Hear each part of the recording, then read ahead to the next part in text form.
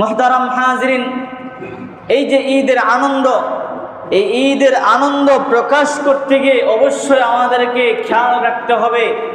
বিশেষ করে আমাদের যুব সমাজ যারা আছেন এবং যুবক যুবতীরা যারা আছেন, তরুণ তরুণীরা যারা আছেন, তাদেরকে অবশ্যই খেয়াল রাখতে হবে যে এই দীর্ঘ 1 মাস সিয়াম সাধনা করেছি, সারাদিন রোজা রেখেছি, কত কষ্ট করেছি, লম্বা সময় পর্যন্ত কিয়ামুল লাইল করেছি, তারাবির নামাজ আদায় করেছি। এত কষ্টে উপার্জিত নেক আমলগুলো যেন আমার কোনো বদ আমলের কারণে